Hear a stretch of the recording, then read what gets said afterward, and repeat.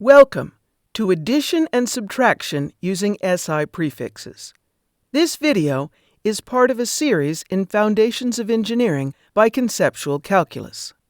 This video assumes that you are familiar with scientific and engineering notation and SI prefixes. If not, then please first watch our videos on those topics, work the examples, and then come back to this video. We start by reviewing addition in algebra.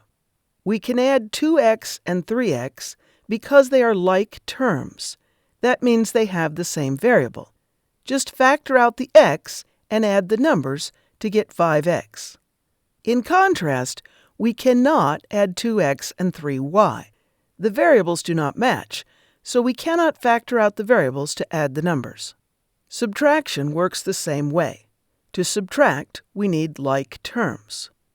The same principle applies to adding and subtracting quantities with dimensions. We can add a time to another time to get a total time. We can subtract a length from a length to get a difference in lengths. We cannot add a time to a length. The dimensions must be homogeneous, which means they describe the same kind of quantity. Two quantities with the same dimensions can be added, but to do that, you must put them into the same units.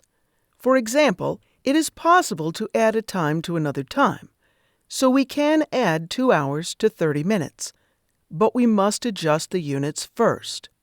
If we convert 2 hours to 120 minutes, then both quantities are in minutes, so we can add them and get a total number of minutes. Alternatively, we can replace 30 minutes with half an hour, putting both quantities into hours, so we can get a total number of hours. The same principle applies when we are using SI prefixes. We must express both quantities using the same prefix and unit before we can add or subtract them. In our first example, only one of the quantities uses an SI prefix. We want to add 5.437 kilograms and 321 grams. One way to do this is to express both quantities in grams. We know that the SI prefix k means 10 to the third power.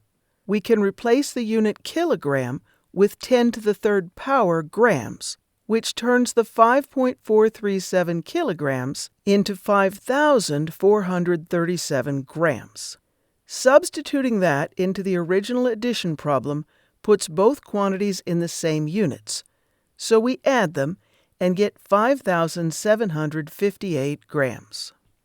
Alternatively, we could convert all quantities to kilograms. We know that 1 kilogram is 10 to the third power grams. Dividing both sides of this equation by 10 to the third power tells us that 10 to the negative third power kilograms equals 1 gram.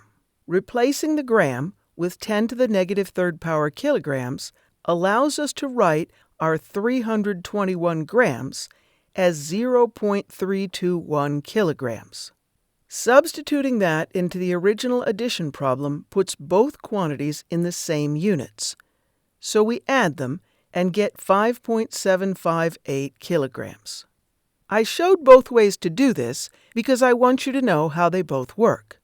We got the same result both times in slightly different forms. Normally, you would not need to do it both ways. One is enough to get the result. You do need to express the result in the correct form, though.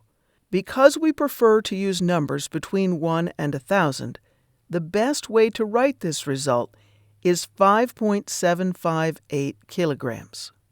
Now we consider a subtraction problem in which both quantities use SI prefixes. We want to subtract 120 micrometers from 9.87 millimeters. We could convert both quantities into meters, but that would involve some very small numbers and more mess than necessary. Instead, we will leave one quantity in the units it already has and make the other one match. This means we need to know how micrometers are related to millimeters. We know millimeters means 10 to the negative third power meters, and micrometers means 10 to the negative sixth power meters. We break 10 to the negative sixth into 10 to the negative third multiplied by 10 to the negative third.